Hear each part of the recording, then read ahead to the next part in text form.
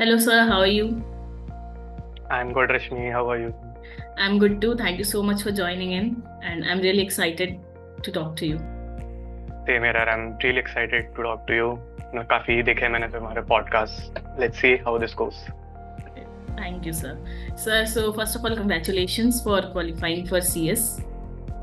Thank you so much.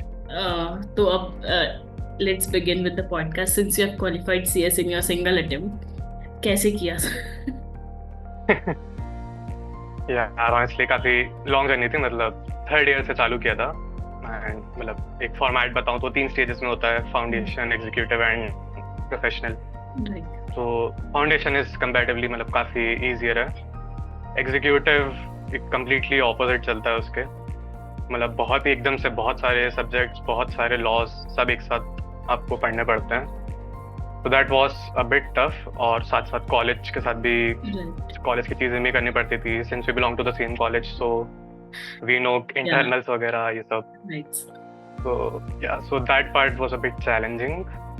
But ठीक है, मतलब टाइम मैनेजमेंट अगर आपको आता हो तो I think I am good with time management. तो उससे थोड़ी चीज़ें बेटर हुई मेरे लिए. तो मतलब मैं कॉलेज की चीज़ों में भी टाइम दे पाता था और एट द सेम टाइम मैं सीएस का भी पढ़ता ही रहता था. मैं रोज़ पढ़ता था, टू बी ऑनेस्ट. तो उसकी वजह से आई थिंक कंसिस्टेंसी काफ़ी हेल्पफुल है इस चीज़ में. और अगर आपको करना ही है एक्चुअली सीएस, तो मतलब कंसिस्टेंसी इज द की. उसके बिना नहीं हो पाएगा. राइट. तो सर प्रोफेशनल से आपने 3 स्टेजेस में होता है बताया. फर्स्ट स्टेज इजियर था, second was executive was a bit tough. उसके बाद प्रोफेशनल अगेन मतलब आप एग्जीक्यूटिव में 2 ग्रुप होते हैं. अभी भी 2 ग्रुप होते हैं, बट थोड़े सब्जेक्ट शफल हो गए हैं न्यू सिलेबस में. और प्रोफेशनल में अब 2 ग्रुप हो गए हैं और प्रीवियस सिलेबस में 3 ग्रुप थे. तो प्रोफेशनल का I started studying in from September previous year. और जून में पेपर था मेरा. फर्स्ट अटेम्प्ट उसी में आया था. तो सितंबर से ही उसमें थे 7 सब्जेक्ट्स और बहुत लेंदी सब्जेक्ट्स हैं. वो एक्चुअली बहुत लेंदी हैं. और बीच में सेमेस्टर के एग्जाम्स भी थे. और सितंबर से वी ऑल नो कि बहुत सारे फेस्टिवल्स वगैरह सब आते रहते हैं. तो वो थोड़ा डिस्टर्बेंस, मतलब थोड़ा आपका कंटिन्यूटी ब्रेक होना वो नेचुरल है. बट हाँ, दिसंबर जनवरी से जब एक्चुअली समझ में आता है कि अब बस 3-4 महीने ही बचे हैं, तो फिर बहुत पढ़ना पड़ा था. तो वो पार्ट तो बहुत चैलेंजिंग था. और मेरे 10th सेम के एग्जाम्स भी ऑलमोस्ट क्लैश होने वाले थे. बट थैंकफुली वो थोड़े डिले हो गए, तो जुलाई में थे. बट हाँ, वो आखिरी के 2-3 मंथ्स तो मतलब बहुत ही डिफिकल्ट थे मेरे लिए, बहुत डिफिकल्ट थे. राइट. सर फिर जब रिजल्ट्स आ गए, क्वालिफाइड सीए हो गए, उसके बाद भी कुछ ट्रेनिंग पीरियड होता है जो कंपलसरी होता है? हाँ, देख एक्चुअली क्या होता है, एक एग्जीक्यूटिव डेवलपमेंट प्रोग्राम होता है, ईडीपी कहते हैं. तो वो एक 1 मंथ का होता है, जिसमें 15 डेज ऑनलाइन और 15 डेज ऑफलाइन होता है. Okay. तो या तो वो आप एग्जीक्यूटिव के बाद कर सकते हो या प्रोफेशनल के बाद. तो क्योंकि मैं उस टाइम कहीं इंटर्नशिप वगैरह में ऑक्यूपाइड था, तो मेरा वो पीरियड मिस हो गया था. तो इसलिए मैंने अभी प्रोफेशनल के बाद किया है. और इसके बाद you get qualified to get into articleship. Right. तो ऐसा रहता है process. Okay. Sir, I want to know why do most law students go for CS degree these days? हाँ, मैं एक्चुअली ये ट्रेंड अभी रिसेंट में काफ़ी डेवलप हुआ है. तो या मतलब Anyone who कहना है कि wants to CS enter into corporate field is pursuing CA. CS, sorry. So why is this trend? Actually it is क्योंकि मतलब it is a very good course. आप अगर लॉ के सब्जेक्ट्स काफ़ी देखोगे, मतलब आप अपना पूरे 10 सेमेस्टर्स का अगर करिकुलम मैच करें इससे, तो काफ़ी सारी चीज़ें आ जाएंगी. Like tax law, company law और आईपीसी, सीआरपीसी, सब सारे सब्जेक्ट्स आपको सीएस में भी मिल जाएंगे. तो एक्चुअली अगर आप कहीं दोनों में से एक जगह अच्छे से कॉन्सेप्ट्स को अच्छे से गो थ्रू कर लो, तो आपको दूसरी जगह ऑटोमेटिकली वो हेल्प हो जाता है. प्लस पॉइंट क्या रहता है सीएस का कि आप किसी भी कॉलेज का अगर सिलेबस देख लो, मतलब टीचिंग मेथोडोलॉजी देख लो, तो कोई इतने डिटेल में कॉर्पोरेट लॉज और सिक्योरिटीज लॉज नहीं पढ़ाता है. I am telling this very honestly, कोई नहीं पढ़ाता है इतने डिटेल में. बट सीएस में आपको वो सब पढ़ने मिल जाता है. मतलब सेबी के अगर रेगुलेशंस ही देख लें तो लाइक 10-20 तक अराउंड है, और वो नहीं मिलते हैं आपको में पढ़ने. कंपनी लॉ के साथ अलाइड रेगुलेशंस जो हैं, रूल्स जो आते हैं, तो वो सब आपको सीएस में पढ़ने मिलेंगे, इसमें नहीं मिलेंगे. And when you step into the corporate world, तो आपको यही सब चीज़ें ज़्यादा काम आती हैं. आपको अगर लगता है कि आप नॉर्मली बस एक सेमेस्टर में कंपनी लॉ पढ़ के आप उसमें एक्सपर्ट हो जाओगे, तो that's not going to happen. That's not possible. So I think you'd suggest students going for CS.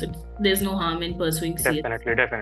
No no, definitely I strongly suggest, but provided कि आप उतना टाइम डेडिकेट कर पाओ उस चीज में, because it is a time consuming process and it requires a lot of hard work. Right. So if you are pursuing CS along with law, you need to dedicate time. You cannot do 10 things more. No, Like if मतलब again it depends. Like I know some people who go into moot courts and publications just a month before the exams. तो वो एक होते हैं एक set of people. पता नहीं, मैं तो नहीं आता उसमें.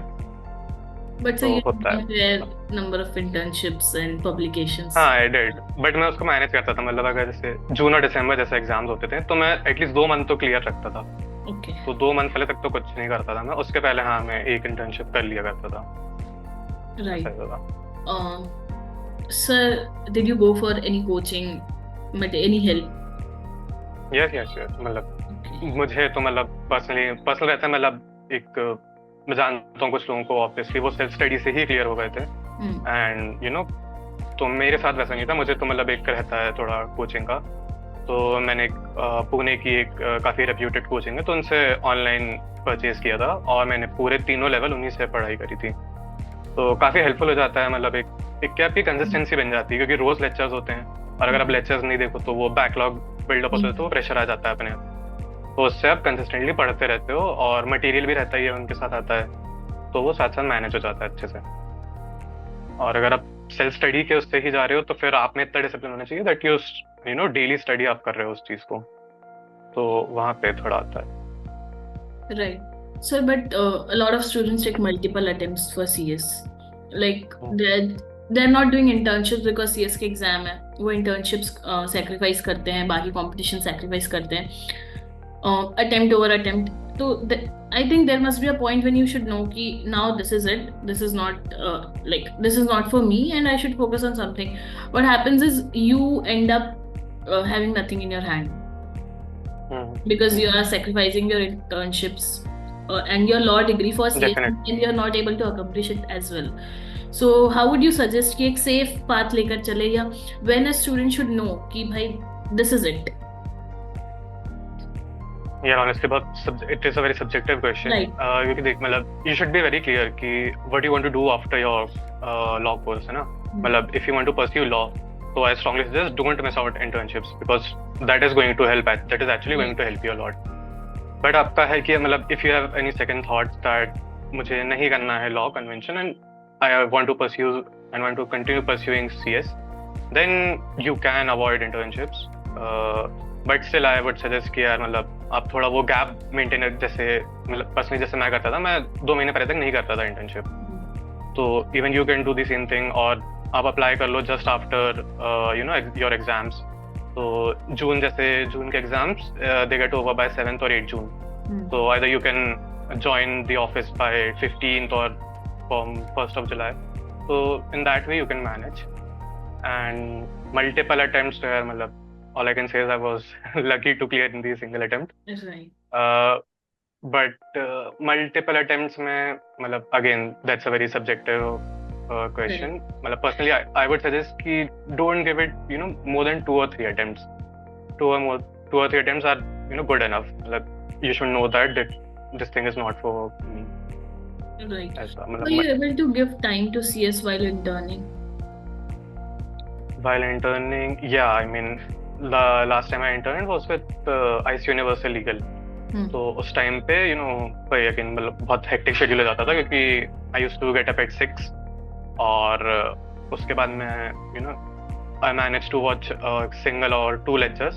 फिर उसके बाद मैं ऑफिस आता था, एंड ऑफिस से आने के बाद बस थोड़ा ही जो रेस्ट कर पाता था मैं. फिर उसके बाद वापस लेक्चर देखता था और रिवीजन करता था. तो वो नवंबर मंथ तो बहुत हेक्टिक था. मतलब मैं दिल्ली में था, बट पूरे टाइम मतलब मैं हार्डली कहीं कुछ किया था मैंने उसके अलावा. तो मेरा डेली रूटीन यही होता था. और संडे टाइम मिलता था, सैटरडे भी काफ़ी बार वर्किंग ही रहा था. तो संडे को एक्चुअली पूरे दिन फिर से बैकलॉग क्लियर करता था लेक्चर्स का. तो ऐसा था.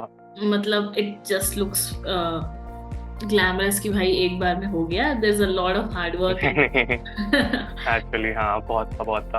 और नवंबर में मुझे एक्चुअली रियलाइज हुआ था कि अब नहीं कर पाऊंगा मैं इंटर्नशिप, बिकॉज फिर तो और ही प्रेशर बिल्डअप होता जा रहा था। और मतलब 7 सब्जेक्ट्स पढ़ना है is a different thing, and the content should stay with you ना, मतलब अल्टीमेटली आपको रिटेन आंसर करना लिखना पड़ता है। है। रिटेन करना बहुत मतलब चैलेंजिंग रहता था, तो इसलिए मल्टीपल रिविजन्स करने पड़ते। तो दैट्स व्हेन आई डिसाइडेड कि this is the last internship that I am doing. Right. So, though you were able to clear it in a single attempt, there must be something you are doing differently than other law students. मतलब आपने दो तीन चीजें तो already बोल दी, that you are very consistent, you are good with time management. But do you think कि कोई common mistake है that most of the law students do and which results in like not in their favor? Here I would say it stems from my previous answer कि consistency, लोग नहीं रहते हैं consistent। मतलब I've seen many people that है ना, मतलब उनको they want to attend parties, they want to attend college functions and मतलब घूमने भी जाना है, आपको सब कुछ करना है, and at the same time you also want to clear CS। तो ऐसा नहीं हो पाएगा, honestly नहीं हो पाएगा। मतलब आपको बहुत सारे sacrifices करने पड़ेंगे, आपको बहुत सारे might be आपके दोस्त बहुत सारे छूट जाएं इस चीज़ में, but sacrifices मतलब करने पड़ेंगे आपको। एंड हाँ, मतलब एक और common mistake which I find is कि people rely heavily on summary notes. Summary note क्या होता है, आपके मेन कंटेंट के बहुत शॉर्ट बुलेट पॉइंट्स टाइप आपको दे देते हैं, वो कोचिंग ही प्रोवाइड करती है काफ़ी सारी।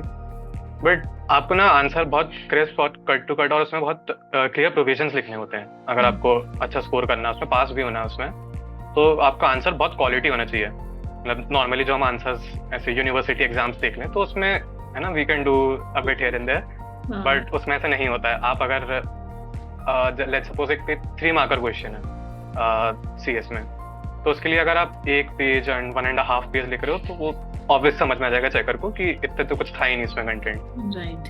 तो इसलिए you should be clear with your provision. ये का पेपर नहीं लिख रहे हैं हमको नहीं लिख रहे हैं, हाँ, they should be very degree की क्लियर। रिस्पेक्ट मतलब करनी पड़ेगी जो एग्जाम दे रहे हाँ हो। हाँ, राइट। वही एग्जैक्टली। मतलब लोगों को रहता है कि लिख लेंगे, समझ तो लिया है, but that doesn't happen that way ना। मतलब आपको बहुत क्रिस्प में बहुत और क्लियर प्रोविजंस के साथ ही आपको लिखना पड़ेगा, then only you will able to clear. Right. और सर एक और चीज थी कि जो एग्जाम होते हैं वो कंटिन्यूअस होते हैं, आई थिंक, हाँ, मतलब गैप्स नहीं होता उसमें। सो मतलब अगर आप दोनों ग्रुप अगर साथ में, तो ऐसे अगर आप सिंगल ग्रुप, जैसे मैंने एग्जीक्यूटिव सिंगल ग्रुप दिए थे, तो उसमें 1 दिन का गैप मिलता है। बट प्रोफेशनल मैंने एक साथ दिया था, तो उसमें तो मतलब तो 7 days, I mean I still get goose bumps remembering those days. तो वो बहुत टफ थे यार, मतलब। Sir what were your biggest challenge in the journey of preparation of CS? Again यार, मतलब वही कहूँगा, सैक्रिफाइसेस, I मतलब बहुत think सारी चीजें मैंने मिस after आउट all, करी। हाँ, it is about consistency. और बहुत सारी चीजें मतलब सैक्रिफाइस करनी पड़ती हैं। मतलब मुझे आज भी बहुत सारे, मतलब मेरे दोस्त काफी सुनाते हैं उस चीज पे, बट हाँ, मैं बहुत सारी पार्टीज और बहुत सारी इवेंट्स में नहीं गया हूँ मैं। और जहाँ पे बस देख के मैं भी थोड़ा, मेरे को फोमो होता था, बट ठीक है, अब है ना, आपको थोड़ा करना पड़ता था। हाँ, but और चैलेंज में प्रोफेशनल CS में सुयश श्रीवास्तव तो वो सब वर्थ इट लगता है। ठीक है, हाँ, मतलब वो भी खुश हैं कि चलो ठीक है, इसने मिस किया था लेकिन ठीक है, कर लिया उसने अचीव। और बिगेस्ट चैलेंज मतलब मैं प्रोफेशनल का definitely I would like to share किया, वो जो 7 दिन थे, मतलब 7 दिन कंटिन्यूस 7 पेपर, तो वो मतलब बहुत चैलेंजिंग था, क्योंकि हार्डली 3 या 4 आवर्स स्लीप ही ले पाता था मैं। क्योंकि मतलब एक, अगर हम नॉर्मल देखें तो हर सब्जेक्ट में अराउंड 14-15 तो इजीली चैप्टर्स होते ही थे, अराउंड 15 आप मान ली लो, है ना। तो एग्जाम दे के आओ, रेस्ट अगर कर पाओ हाफ एन आवर 1 आवर तो वेल एंड गुड, वरना पूरे कंटिन्यूस वो 15 चैप्टर्स आपको एक बार तो गो थ्रू करने ही पड़ेंगे। अगर मिस आउट करना भी चाहो तो सबकॉन्शियसली आपको रहेगा कि नहीं यार, इससे ही आएंगे, ऐसा वैसा। हाँ, तो वो एक रहता था। तो फिर वही पढ़ते रहो, फिर अगले दिन एग्जाम दे के आओ, तो बहुत एग्जॉस्टिंग था वो 7 दिन, बहुत एग्जॉस्टिंग थे। तो मतलब आई स्ट्रांगली सजेस्ट कि अगर आप इतना वो 7 दिन झेल पाओ, 7 दिन एक मतलब मैराथन ही थे वो, 7 डे मैराथन ही कहूँगा मैं उसको। तो अगर आप वो इतना कोप अप कर पाओ चीज़ों से, अपने यू नो मेंटल स्टेबिलिटी से उतना कर पाओ, आपकी बॉडी अलाउ कर रही है उतना, तो ही आप देना। वरना I've seen people, मतलब मेरे एग्जाम सेंटर में ही 2 लोग I've seen them getting fainted. तो मतलब हाँ, बहुत नॉर्मल है। आप मतलब कुछ अलग सुपरफिशियल बता रहे हो, नहीं बहुत नॉर्मल है। लोग एक्चुअली हॉस्पिटलाइज होते हैं कि 3rd-4th डे के बाद आप मतलब हाँ, I hope you can adequate imagine कि sleep आप नहीं मिल रही है, प्रेशर है, नहीं मिल रही है, याद ही नहीं आके बार कब सोए थे, कब खाना खाया था, तो बहुत ही बुरा हाल हो जाता है यार। मतलब आप वो कोप अप कर पाओ तो दो एक साथ। राइट। ये मतलब इट्स डिफिकल्ट, एक साथ ग्रुप्स देना is not very difficult. Not strongly advisable. हाँ, मतलब स्पेशली जब आपके साथ आप एक लॉ डिग्री और भी। कर रहे हो साथ में, लॉ भी कर रहे बट हैं। सर, आपका क्या मोटिव था एक साथ दोनों ग्रुप देने का? It must be difficult. नहीं, मतलब एक्चुअली एक एग्जीक्यूटिव क्लियर करने के बाद मेरे को ऐसा था कि यार मैं, क्योंकि जब एग्जीक्यूटिव क्लियर होना तो I was in my 4th year में आ गया था मैं। तो उस टाइम और मेरे को मतलब न्यू सिलेबस आया था ना, तो दैट्स व्हाई मेरे को फर्स्ट अटेम्प्ट अलाउ था जून 24 में। और ये पता था कि 10 सेम भी उसके अराउंड ही होगा। तो मैंने कैसे अपने लिए एक सेल्फ गोल बनाया था कि लॉ की डिग्री और सीएस की डिग्री एक साथ चाहिए मेरे को। तो हाँ, तो मैंने सोचा तो नो मैटर व्हाट कम्स, अब तो मैं पढ़ूंगा ही। और मैं रेडी था सेक्टर के लिए कि अब मैं पूरा 1 साल सिर्फ पढ़ूंगा, कुछ नहीं करूंगा। और तो बस ये 2 डिग्री मेरे को एक साथ चाहिए थे, इसलिए मैंने किया था एक साथ। How does it feel when you achieve that goal, जो कि जब सेट करो तो लगता भी है कि यार थोड़ा सा डिस्टेंट ड्रीम है, क्या पता हो जाए या ना हो। आप मेहनत करते हो, but when you are making goal you are not certain कि you will be able to accomplish it.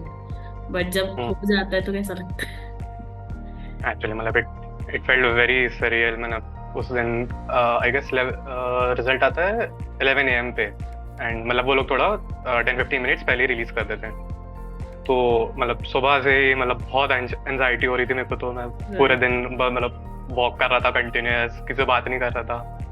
बस फिर जैसे ही वो रिजल्ट ओपन किया, फर्स्ट ग्रुप पास, सेकंड ग्रुप पास, बस हो गया। फिर मैंने मोबाइल नहीं देखा। बस फिर हो गया था। फिर मैं थोड़ा सिंक इन करने के लिए थोड़ा बस थोड़ी देर चुप रहा मैं। फिर पता चल गया सबको रिजल्ट का, तो फिर बहुत सारे कॉल्स आए सबके। मतलब जितनी मेरे को बर्थडे पे विशेष नहीं आती थी, उतने मुझे उस दिन आए। कहाँ के बहुत पुराने दोस्तों के सबके मैसेजेस, कॉल्स आए थे। तो काफी स्पेशल फील होता है उस टाइम को। That's right. Sir, going back to internships, if you're pursuing CS, because a lot of students do pursue, but they are not aiming to, become CS. They are just pursuing it to get internships. So, did you also get some preference while interning because you're pursuing CS? Definitely मतलब in a couple of tier 2 firms, मतलब जब I was asked कि आप कौन से stage में हो CS के, and how many attempts did you take, तो जब मैंने पता था कि मतलब सिंगल अटेम्प्ट में था, and I was able to manage it with my regular law course. Right. So they were quite impressed, and when I joined their office at that time also, they used to allot me work which other interns did not get.